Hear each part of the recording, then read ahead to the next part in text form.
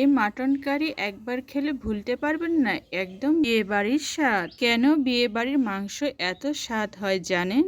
সেই secret recipe রান্না করে তৈরি করব। মাত্র কয়েকটা ট্রিকে তৈরি করুন বিয়েবাড়ির মতন মাটন কারি। এভাবে মাটন রান্না করলে সবাই আঙ্গুল চেটে খাবে। আজকে আমি এমন সহজ পদ্ধতিতে রান্না করব যে কেউ আমার মতো করে বিয়েবাড়ির মাংস রান্না তৈরি করতে পারবে। গরম কড়াইয়ে প্রয়োজন মতো রান্নার তেল ঢেলে নিলাম।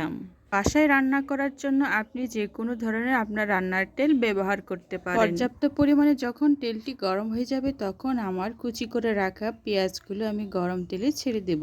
আজকে যেহেতু মাটন কারি রান্না হবে সেহেতু পেঁয়াজগুলো আমি অনেক ব্রাউন কালার করে ভেজে নেব। এটা ভালো করে ভেজে নিলে রান্নার কালার আর স্ট্রাকচারটা এত সুন্দর আসে, এটা আপনি রান্নার শেষ পর্বে ভালো করে দেখতে পারবেন। পেঁয়াজটা ভাজা ভাজা করার জন্য আমি একটি চামিচ বা খুন্তি ব্যবহার করতে পারি। আজকে আমি পেঁয়াজগুলো ভাজার সাথে রসুনটাও একসাথে ভাজে নেব। মাটন কারি রান্নার ক্ষেত্রে পেঁয়াজ আর রসুন ভেজে নেওয়াটা খুবই ভালো একটা স্মেল আসে। মাটন রান্না এতটাই সুস্বাদু আর টেস্টিফুল তখনই হয়, আর রান্নার কালারফুলটাও তখন হয় এই পেঁয়াজ রসুনগুলো অনেক সুন্দর করে ভেজে নিলে। চামিচটা দিয়ে আমি বারবার নাড়াচাড়া করে পেঁয়াজগুলো ভেজে নেব। নাড়াচাড়া করে, কারণটা হচ্ছে পেঁয়াজগুলো অনেক সুন্দর করে সব অংশে কালারফুল করে ভাজাটা হবে। পেঁয়াজ ভাজাটা অনেকটা কালার আসার পর আমি আমার প্রয়োজনীয় মশলাগুলো নিয়েছি। আমি গরম মশলাগুলো কড়াইয়ের মধ্যে দিয়েছি, যেগুলো আমি বেটেছিলাম শিলপাটায়। বাটিতে করে যেগুলো নিয়েছি সেগুলো হচ্ছে হলুদ গুঁড়ো, তারপর ধনিয়া গুঁড়ো, গরম মশলা গুঁড়ো আর কিছুটা রসুন আর আদা বাটা সাথে দিয়ে দিয়েছি। এখন একটা চামচ দিয়ে এটা আলতো করে আমি নেড়ে চেড়ে দেবো। সামান্য একটু পানি একটা বাটিতে আমি অ্যাড করে আমি অল্প একটু পানি নিয়ে কড়াইয়ে ঢেলে দেব। মশলা কষিয়ে নেওয়ার জন্য খুব বেশি পানির প্রয়োজন হয় না, সামান্য পরিমাণ পানি দিয়ে দিলেই হয়। এই পানিটা দিয়ে এখন আমি মশলা সবকিছু যেগুলো দিলাম, হলুদ, জিরা, ধনিয়া গুঁড়ো, মরিচের গুঁড়ো, আরও হচ্ছে জিরা বাটা, গরম মশলা বাটা, আমি মাটন রান্না করার জন্য যেটুকু পরিমাণ নিয়েছি সেটা হচ্ছে প্রায় 1.25 কেজি মাটন। রান্নার পূর্বেই আমি মাটনটা ভালো করে ধুয়ে পানি ঝরিয়ে রেখে দিয়েছিলাম। এখন এগুলো আমি কড়াইয়ের মধ্যে ঢেলে দেব। আজকে আমার রান্নার যে মাটনটা রেডি করেছিলাম সেগুলো সাইজ অনেকটাই বড় আছে, আমি ছোট করে সাইজ করে নিইনি। মাটনের পিসগুলো বড় বড় করে রেখে দিয়েছি। মাটন রান্না করার সময় খেয়াল রাখতে হবে যে রান্না করার জন্য মশলাগুলো রেডি করা হয় ওগুলো সবকিছু যাতে একসাথে ভালো মিক্স হয়। মশলাগুলো যদি ভালো করে মিক্স হয় তাহলে মাটনের টেক্সট আর ফ্লেভারটা অনেক সুন্দর আসে। সযত্নে রান্না করা এই মাটন কারি অনেক মজাদার আর খুবই টেস্টি হয়, আর এটা হচ্ছে সহজ আর ঘরোয়া রেসিপি। মাটন রান্নার অরিজিনাল লালচে কালার আর এমন সুন্দর টেস্টিফুল মশলার কষানিটা খুব সুন্দর করে কালারফুল করে তৈরি করতে হবে। মাটন কারি রান্নার মশলাটা অনেক গুড কালার চলে আসছে। এইবার আমি মাংসগুলো কড়াইয়ের মধ্যে ঢেলে দিলাম।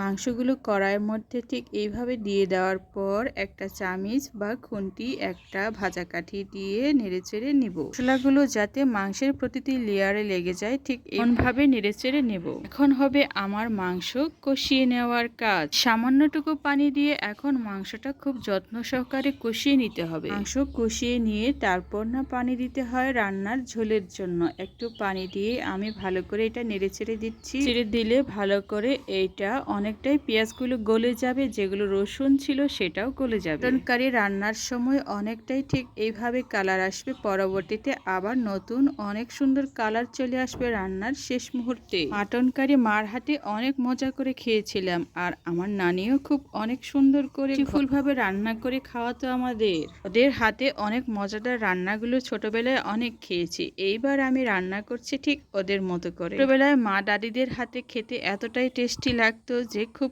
মজা করে অনেকগুলো ভাত খেয়ে নিতাম এই মাটন কারি রান্না করলে। ক্যামেরায় আমি অনেকবার নেড়ে ছেড়ে দিয়েছি। এখন আমার মশলা আর মাংসের ঘন ঝোলটা দেখে তো মনে হচ্ছে আমার রান্নাই হয়ে গেছে। হচ্ছে সেই পানিটা, যে পানিটা দিয়ে আমি প্রথমবার মশলা আর মাংস কষানোর জন্য পানি দিয়েছি। মশলা আর মাংসের কম্বিনেশনে আমার মনের মতো করে আমি কষিয়ে নিতে পারছি, এর থেকে ভালো লাগার কি আছে। এটা আমি অনেক আমার মনের মতো করে কষিয়ে নিয়েছি। মাটন কারি রান্না এমনি এমনি টেস্টি হয় না, এটা খুব সুন্দর সুন্দর করে মনের মতো করে কষিয়ে নিতে হয়। এখন কালার আর টেক্সচারটা অনেকটাই সুন্দর আসছে, আরো কালারফুল হবে যখন আমার রান্নার পরিপূর্ণ কালারটা অনেকটাই সুন্দর আসবে, আরো কালারফুল হয়ে। মাটনটা অনেকটাই এখন শক্ত আছে, রান্না তো হয়নি, বরং এটা আমার কষিয়ে নেওয়ার মশলা আর মাংস রান্না হচ্ছে। একটা সুবিধা আছে, সেটা হচ্ছে যতবার আমি কষিয়ে নেব ততই হচ্ছে মাটনের টেস্ট আর ফ্লেভারটা আরো দ্বিগুণ হয়ে বেড়ে যায়। ফ্লেভারটা এত সুন্দর আসে যে অনেকটাই মনে হয় যে রান্না হয়ে গেছে, কিন্তু রান্না সম্পূর্ণ হতে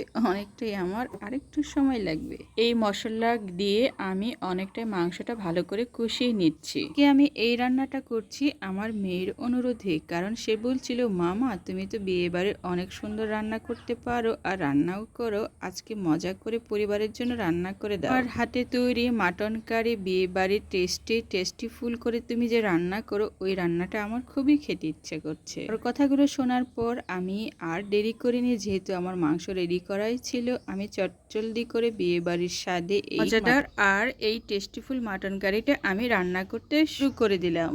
কষানোর পর্ব আমার শেষ হয়ে গেছে। এবার এক বাটি পানিও ঢেলে দিয়েছে মাটন কারি, যাতে আরো সুন্দর করে কালারফুল ভাবে সিদ্ধ হয়ে যায়। এবার যে পানিটা আমি অ্যাড করছি, এটা হচ্ছে পরিপূর্ণ রান্না সম্পূর্ণ হওয়ার পানি। পানিটা দিয়েই আমার রান্নাটা সম্পূর্ণ হবে।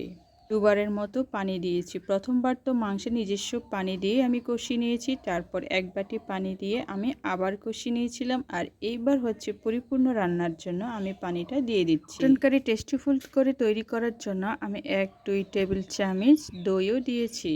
সেটা আবার মিষ্টি দই নয়, টক দই ব্যবহার করেছি। এটা দিয়ে একটু নেড়েচেড়ে নেব। একটু ফুটিয়ে নেওয়ার পর আমি এটাতে আবার চারিদিকটা রান্না করলে ঠিক এমনভাবেই লেগে থাকে, এটা নতুন কিছু নয়, আমরা সবাই জানি।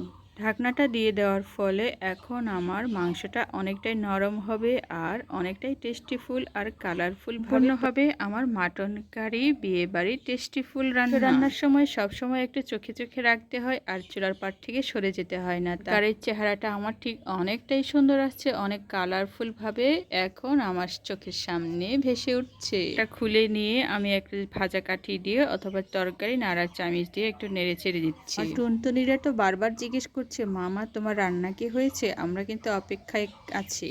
ওদের কথাগুলো শুনতে ভালোই লাগছিল, আমি রান্না করব আর খাওয়ার জন্য কেউ অপেক্ষায় থাকবে, এর থেকে সুন্দর কথা আর কি হতে পারে। এই রান্নাটা তো করেছি ওদের জন্যই, ওরা যাতে খুব মজা করে এবং অনেকটা তৃপ্তি সহকারে খেতে পারে। সম্ভব সুন্দর হয়েছে আমার রান্নার কালারটি। চুলার আঁচটি এখন আমি লো মিডিয়াম হিটেই রেখে দিব। মিডিয়াম হিটে রাখলে এখন আমার মাংসগুলো ডুবডুবে অনেকটাই নরম হয়ে যাবে, আর রান্নার শেষের দিকে ঠিক এইভাবে চুলার আঁচ রেখে দিতে হয় লো মিডিয়াম হিটে।